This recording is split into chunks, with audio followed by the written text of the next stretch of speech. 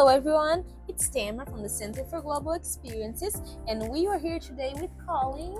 Thank you so much for being here, by the way.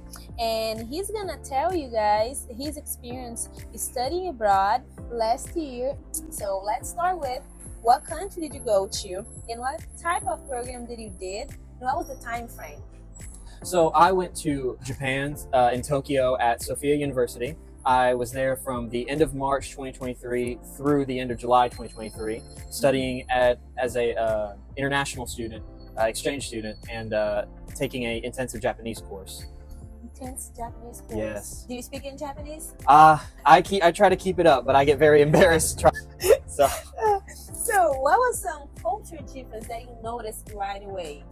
So I think the biggest cultural difference that anyone will see if they ever go to Japan is definitely how quiet everyone is. Here in America, we're very comfortable. You know, you see someone on the street, you make eye contact, you say hi or how's it going. You know, that doesn't really happen in Japan. Most people keep to themselves. Eye contact is typically sort of avoided in a sense. And especially on the trains during like rush hour and stuff, it is dead silent. There will be hundreds of people packed into a train car, but it'll be dead silent except for the speakers and the sound of the train. Would you define Japanese people as introvert people? Yes, I would say so. I have some friends who also say that they're introverts and say, wow, I think that Japan sounds like a perfect place then.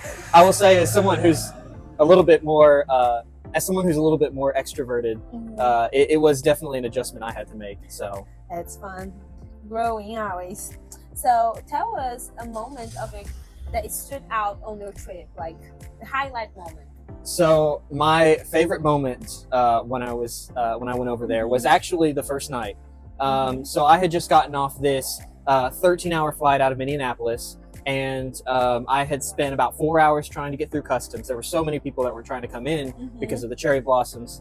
And so it was about 8:30 at night. I'm finding my way through the train. About 9:30, I get off at a station, and I see that on my phone it says that the walk to my dorm was 30 minutes.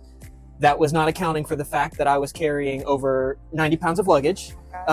So I proceed to make a hour-long trip through suburban Tokyo with all of my luggage. I got my first experience with their vending machines, which kept me hydrated. But the highlight of that walk was about 45 minutes in. I'm not far from my dorm, and I decide I'm going to stop at a bridge by a park. There's this long river, and when I stop at the bridge, it isn't until I've stopped that I look at the ground and see the cherry blossom petals.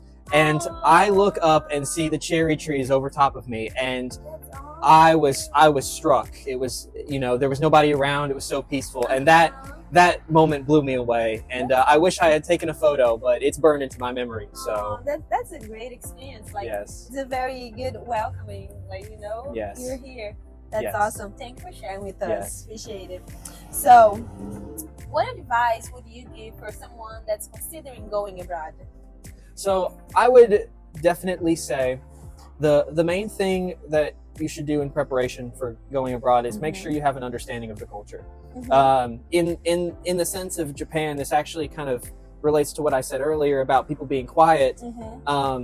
It's difficult over there when tourists will come and will kind of just be loud and be pretty disrespectful to the Japanese culture. Things like even the small details like separating your trash and just not talking on the trains it really means a lot to them. And so it's really important, if you are ever planning on going abroad, studying abroad, that you have a firm understanding of the culture before you arrive. For sure. Respect. Yes, it's a matter of respect for them as a country, respect for them as a people. So definitely make sure you understand how their culture is compared to American culture, for sure. Yeah, same way when the students come here and they have like to adjust to the American culture and also be respectful with our rules. And everything. Yeah, that's a very good point. Well, thank you so much for accepting our invitation. Thank you so much for inviting me. We're very happy to have you back. Yes. And we're glad that you had a great experience. Yes. And what are you waiting to go study abroad and have an amazing experience just like Colin did? Stop by our office for more information. Wings up!